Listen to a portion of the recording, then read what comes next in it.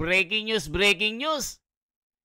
Grabe itong nangyayaring mga kababayan na pag-iimbestiga dito sa issue ng flood control. Kasi po, grabe, bilyones ang pinag-uusapan dito. Hindi lang milyon, kundi bilyones. Pero, may napansin po ang mga netizen mga kababayan. Si Tulfo Brothers, magaling lang daw sa salita. Magaling sa ngawa. Pero, walang nangyayari sa kanilang mga iniimbestigahan na kaso. Kaya dito mga kababayan, tila pinitik ni Senador Marcoleta itong dalawa, mga kababayan, kasi hindi mo maramdaman itong kanilang sinasabi na parang mangyayari na naman, puro ngawa, puro sabi-sabi, pero walang nangyayari, mga kababayan. Mag-comment po kayo. Si Tulfo ba at yung isa niyang kapatid, ito ba'y mga sarswela lang, mga kababayan? Yan yung sinasabi po ng mga netizen na hindi nila ramdam itong sinasabi. Dito mga kababayan, sa ikalawang itong sinasabi ni Erwin Tulfo, tila napitik ni Senador Marcoleta kasi nga po, hindi niya mabanggit yung mga pangalan na mga politiko. Sabi ni Senador Marcoleta, sandali lang Tulfo ha, sandali lang. Di ba may binanggit ka na kasama ang mga pangalan ng politiko? Pwede bang banggitin mo? Mga kababayan, dito hinamon ni Senador Marcoleta kung kaya niyang pangalanan ang mga politikong sangkot dito, na mga congressman, na mga politiko na may-ari ng mga construction company na gumawa at nangontrata ng bilyong project na ito. Kaya ngayon mga kababayan, dito sa Blue Ribbon Committee na ito, pinangalanan ni Rapi Tulfo ang mga kasabwat dito sa DPWH, mga kababayan. Saglit lang po ito ha. Ang napansin din nila kay Rafi Tulfo, magaling daw ito pag sa away ng mag-asawa, mga kababayan. Talagang pinapatagal niya lagi. Dito kaya may mangyayari na naman o puro ngaw-ngaw na naman ang mga ito. Yan ang sinasabi ng mga netizen. Kaya sabi nila kay Senador Marcoleta, buti na lang nandyan yan yung chairman. Kasi talagang may mangyayari. Kasi pag sila-sila lang, mga Tulfo lang, wala po. Yun ang sabi. Puro ngaw-ngaw, puro magaling lang pag may video. Yung mga nakaraan daw, wala naman nangyari. Lalo na si Rafi Tulfo, nagpasikat lang. So ngayon mga kababayan, inaabangan nila dito kung puro pasikat lang yung dalawa. Di ba mga kababayan? Pero kay Marcoleta, makikita nyo po mga kababayan, ramdam nyo po na talagang seryoso ang kanyang ginagawa dito.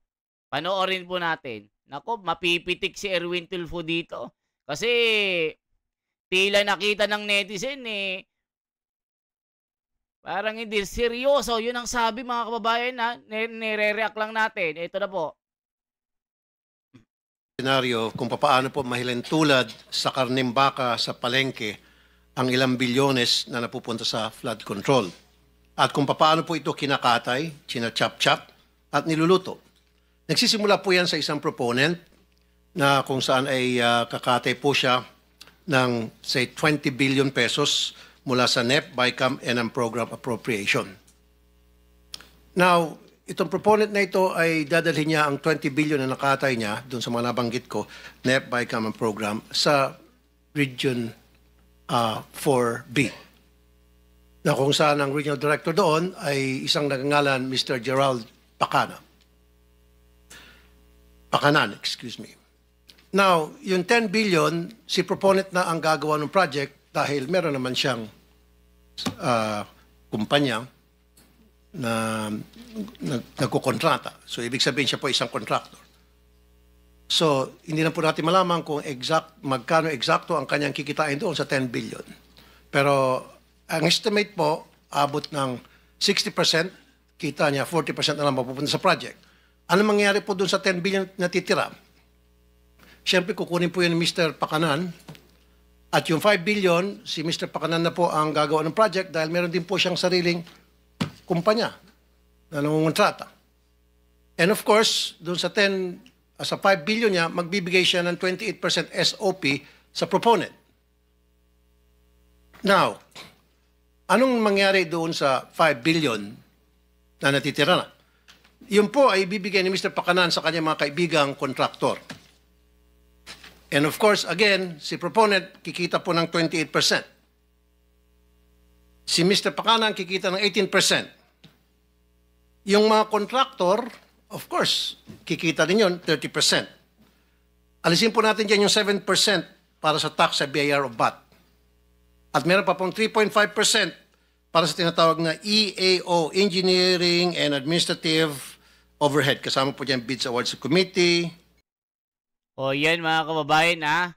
So dito po, ito kasi yung pinangalanan ni Pampilo Lacson ng mga contractors. 67 naman babatas ang kasama dito. At yung binanggit dito mga kababayan, talagang malupit na mga pangalan. Numero 1, si Martin Romualdez Saldico. Si Suarez, David Suarez, Erwin Ganjula. Sino pa ito? Aurelio Gonzales Jr. Grabe mga kababayan, ito yung mga saka si Dalupe. Ito yung binanggit ni Pampilo Lacson. May mga nagsasabi dapat ang maimbestigahan dito itong mga ito. Kasi ito yung mga leader ng mga leader. Kasi yung mga nandyan sa Senate hearing ngayon, kagaya nung isa, mga kababayan, na pinipiga, baka dummy account lang doon yan. Baka dummy account na baka utusan lang yan na gwardiya doon. Ito po, ayan o, si Alan Kirante, QM Builders na may-ari. May mga nagsasabi po na itong taong ito ay gwardiya lang daw ito, mga kababayan. Kasi nga, nung ginisa po ito ni Senador Marcoleta, parang ang layo ng mga sagot. Akala niya, wala siya doon sa Senate hearing. Akala niya, gumagawa siya ng flood control na multo. Kaya maraming mga comment, mga kababayan, na bakit yung mga dami ang nai-interview dito. Ito kasi si Alan Kirante, sinasabi na spilling the beans. Mga kababayan, ang mga nagsasabi, bakit itong mga gwardiya ng mga construction ang ginigisa? Pero yung mga matataas sa mga pinuno ay walang makita. Kaya ni-request nila kay Senador Marcoleta na sana po yung mga malalaking pangalan na kasabwat dito ang maimbestigahan, hindi yung mga gwardiya-gwardiya lamang.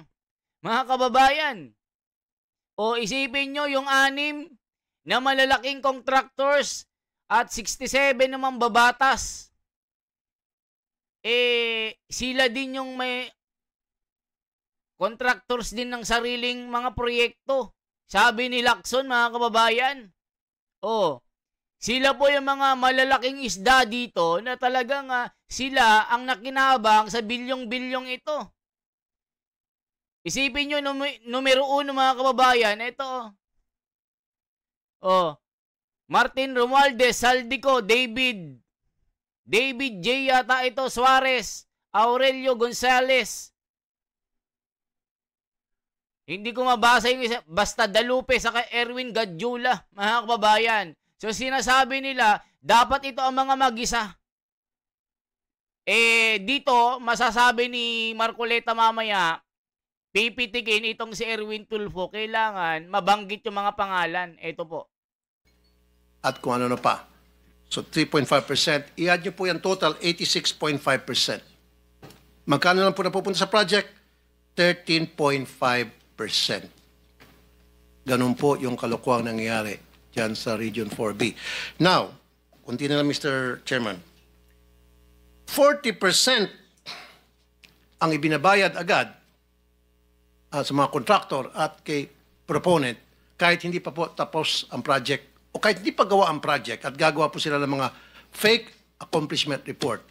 Not knowing what's going on in my business. That's Ito yung mga kababayan, ito yung pinakamasaklap dito.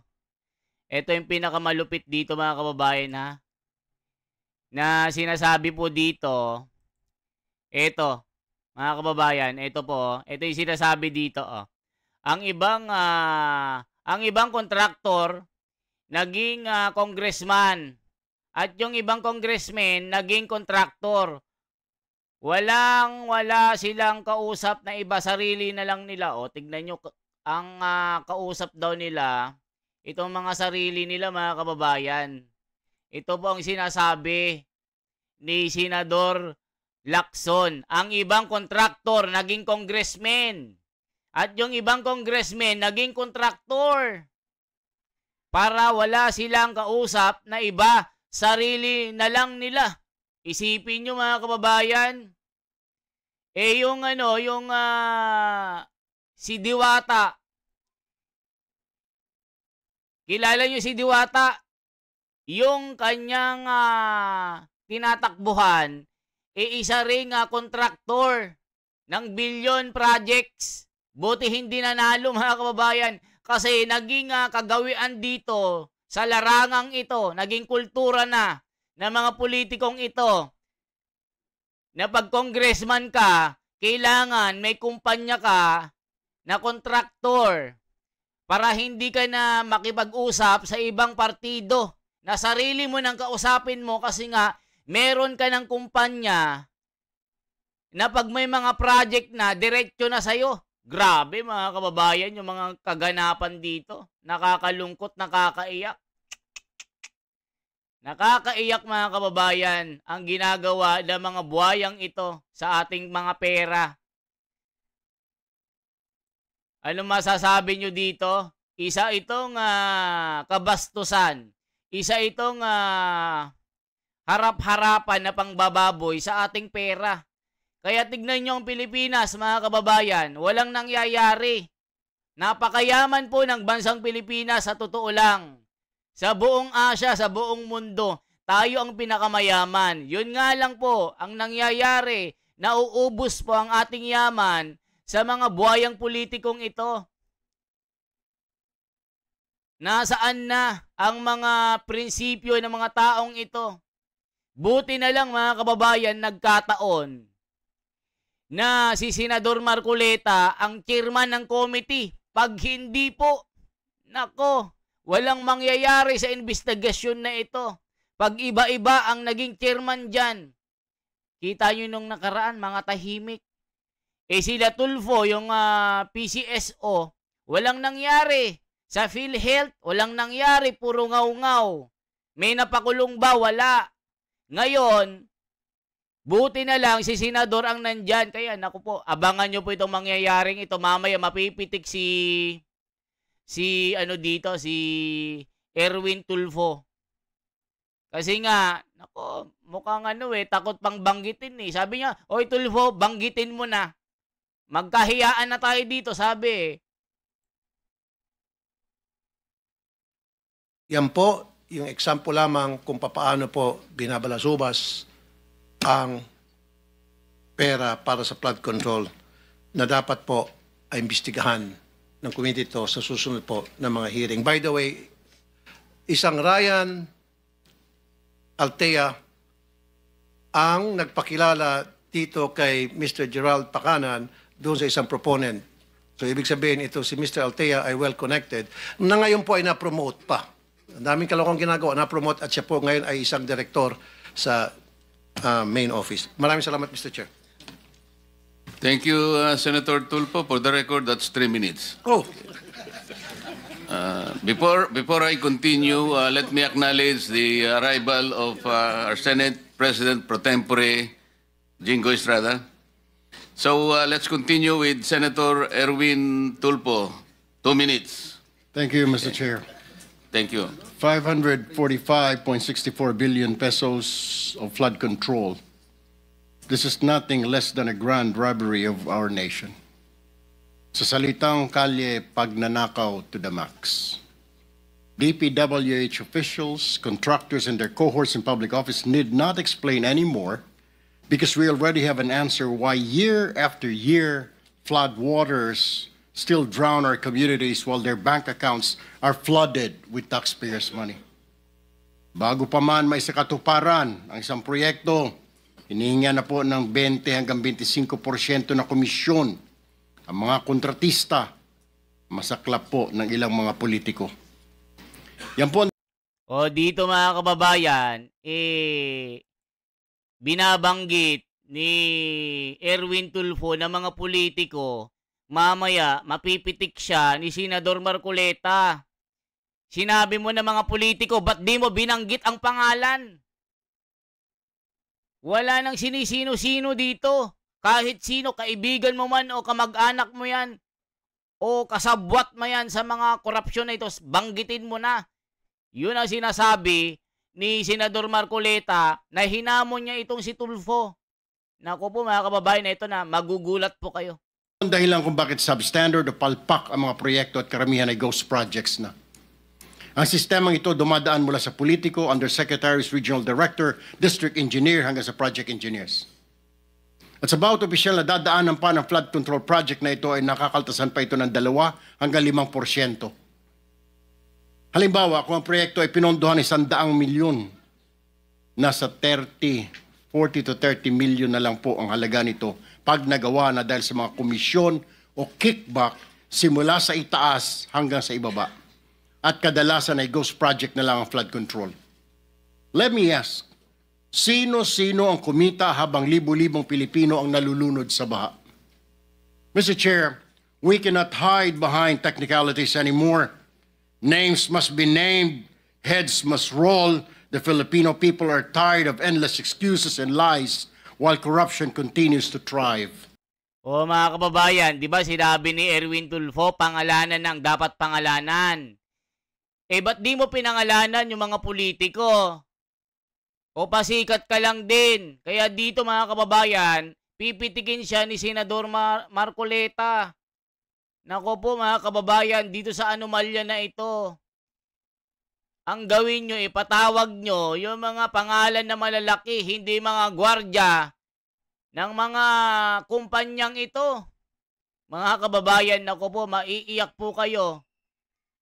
Isip-isipin mo, ang gagaling nilang mag-imbestiga sa korupsyon, lalong-lalo na dito sa Kongreso, na dinidikdik nila si Sara Duterte.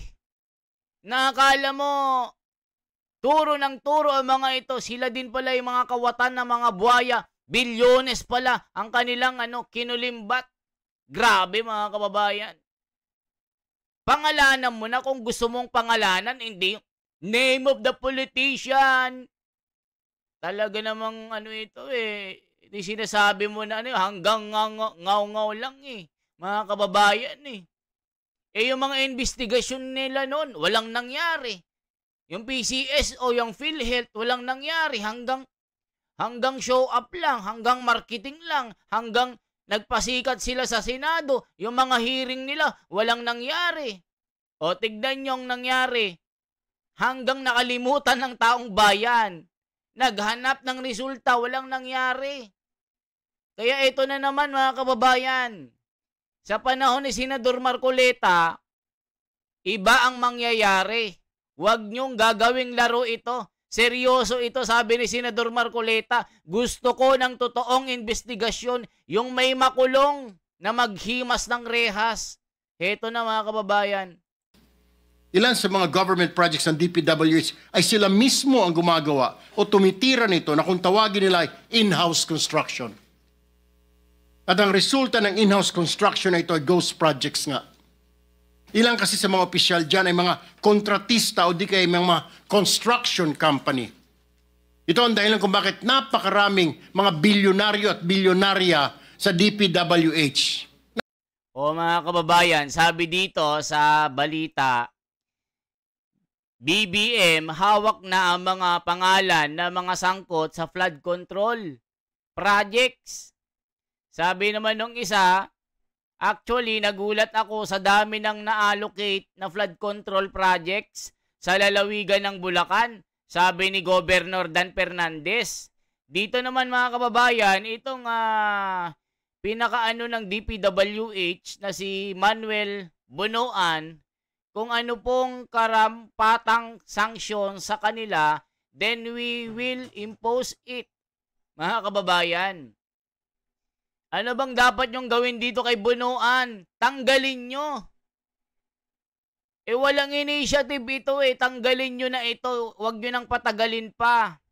O sabi, kung ano ang ipapataw ng kaparusahan, we will not be the one to determine kung ano ang kaparusahan, but certainly, we will submit all the documents kung sino man yung mag-iimbestiga.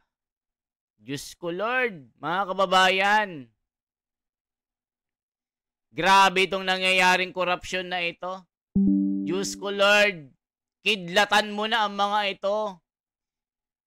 Magsugo ka na ng kidlat, tas kidlatan mo isa-isa ang mga ito para, alam nyo na, langit na ang gaganti sa kanila sa mga buhayang ito.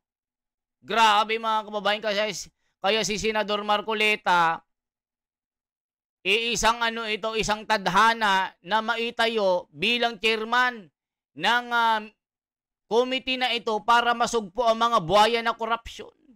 Na nagmamayari ng eroplano, daan-daang milyong halaga ng mansyon sa mamahaling subdivision sa Metro Manila. May kasama pa pong kasino. At kapag natalo sa kasino o sa sabong, hindi niya nararamdaman kahit milyon ang talo. This committee, Mr. Chair, must not only expose the truth, but also ensure that those guilty are punished, whether they are past or present officials, contractors or protectors in higher office. Kung may nakinabang dito, hindi po ang bayan, kundi ang mga magnanakaw sa pamahalaan. And to mga kababayan, nakita nyo po, bumaha ng bilyones sa mga bulsa nila. Some top flood control contractors name drop by Marcos. Ito po mga kababayan, yung Alpha and Omega General Merchandise or Alpha and Omega General Contractor and Development Corporation. Grabe. St. Timothy Construction Corporation. These companies are owned and controlled by defeated Pasig City mayoral candidate Sara Diskaya. Nako po, ito yung kalaban ni Vico Soto. Na kaya lang tumakbo ito dahil walang permit yung building, pinagiba ni Vico Soto. Isa pa mga kababayan, yung SunWest Incorporated is a company under SunWest Group Holding Company Incorporated, founded by Bicol Rep. Elisaldico. Saldico's brother, former Bicol Congressman Christopher Co. Meanwhile was founder of both SunWest. Grabe. And Hightone Construction Development Corporation. Grabe mga kababayan, sila po ang mga gumagawa ng project ng gobyerno. Pero ang ginawa po nila mga kababayan, sub-standard. Grabing buhay ang mga ito. today, this Blue Ribbon Committee, Mr. Chair, shall make sure that this is the day of reckoning. Tamaan na po ang tamaan, kaibigan, kasamahan, kamag-anak o matataas na opisyal. Justice must be served. Maraming salamat, Mr. Chair. Dito na mga kababayan. Thank you, Senator Erwin. Sabi mo, names must be named. Sana sinabi mo na yung mga pangalan ng mga politiko eh. Pero may oras ka pa naman, maya-maya ng konti. O, di ba mga kababayan, sabihin mo na, banggitin mo na mga pangalan. Sabi ni Senador Marcoleta. Diyos ko Lord, di mo pa binanggit, binitin mo pa. Ano yun, takot ka na banggitin ang mga pangalan nila? Sinabi mo na, names by names. The time of reckoning is come. Either kapatid mo, kaibigan mo, kamag-anak mo yan, o best friend mo yan. Ikasuhan na yan. Diba, Senador Marcoleta, hindi puro ngaw-ngaw tayo. Sabi nga niya ikaw Tulfo, pangalanan mo ang mga yan, huwag puro ngaw-ngaw. Parang ganun Kasi yung mga investigasyon nila Raffy Tulfo nun, walang nangyari. PhilHealth, yung mga PCSO, na mga anomalya, anong nangyari? Puro ngawa. Sabi ng netizen, magaling lang sa away mag-asawa. Pag may video, magaling. Pero yung mga mga tunay na mga issue ng gobyerno ng ating lipunan, tikom ang bibig. Ganun pong nangyari mga kababayan. Anong mga comment dito? Tignan po natin ha. Tignan natin mga comment. Ito po.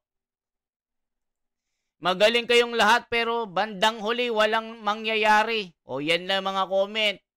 Magkaisa na po sana mga senador para habulin ang mga kawatan. Galing mo galing mo Senador Erwin. O magaling daw si Erwin. Tignan natin sa dulo, baka puro ngaw-ngaw ito. Dapat pangalanan na silang lahat na nagkakakutyabahan sa pagnanakaw sa kaban ng bayan. Tamang sinabi ni Senator Erwin Tulfo ay salutyo. O sige, sasalutan kita ngayon. Pero babawiin ko yan sa susunod. Sabi, saludo ako sa iyo, pangalanan nyo na. Erwin Tulfo, wag mong isingle out ang DPWH, Senado at Congressman, i-mention mo. Yan. Dapat kung sino mga pangalan ng congressman sa Senado, banggitin mo. Binabanggit nila mga kababayan, allegedly si Joel Villanueva. Kung sangkot siya, banggitin mo dyan. Tama sinasabi ninyo, kawawa mga Pilipino nagtatrabaho kasi hindi nila pera. Salamat mga senador ngayon, nalalaman ng mga Pilipino ang nagtataka lang po. Kasi ganda-ganda ng kargada, sisirain. Ganda-ganda ng kalsada, sinisira. Ay nako po mga kababayan. Salamat Senator Tulfo. Sana mangyari ha. Hindi puro ngaw-ngaw kayo dyan ha. Kasi pagka walang nangyari dito, puro investigasyon kayo. Malilintigan kayo kay Senador Marcoleta. Tama na ang mga pasikat. Tama na ang mga trapo na politiko na puro pasikat. Ito na ang panahon ng pagbabago. Di ba mga kababayan? Dapat ganon. Ganyan ang panahon ni Senador Marcoleta. Tamaan na kung tamaan. Di ba mga kababayan? Tuloy natin. May listahan ka dyan. Banggitin na natin lahat ang mga dapat banggitin. Okay. Names must be named. Sana sinabi mo na yung mga pangalan ng mga politiko Pero may oras ka pa naman, maya-maya ng konti. Kung may listahan ka dyan, banggitin na natin lahat ang mga dapat banggitin. Okay. May I now recognize Senator J.B. Ejercito for his opening statement. Thank you, Mr. Chair. This will be very brief. Of course, you would want to start with the questions already and si clarification already. Sa nakikita ko po, Mr. Chair, na pag-usapan na po, nabanggit niyo po na 350 billion ang taon-taong budget, pero parang hindi ho natin nakikita. We cannot fight nature, but doon po mga flood control projects, dapat sa lalong madaling panahon, dapat na ilalabas ka agad ang tubig. Yun po ang importante. Ang katanungan ko lang po, doon sa 350 billion, saan po ba ito napupunta? Yan ang gusto natin malaman. Nasusunod ba yung master plan kung meron nga ba? Pero simple lang po ang aking analysis, Mr. Chair, sa 350 billion, nabanggit ninyo kanina, yung flood-prone provinces, areas, may mismatch po kung saan napupunta yung bulk ng mga proyekto na flood. O yan mga kababayan ha, sana po may mangyari na sa investigasyon na ito. Diba? Ano masasabi nyo dito mga kababayan? Sana po magkomento po kayo. Sana may makulong dito, hindi puro puro daldal lang. Sana wag maulit yung mga nangyayaring investigasyon noon na nagpasikat lang sila. Nagpasikat sila sa TV.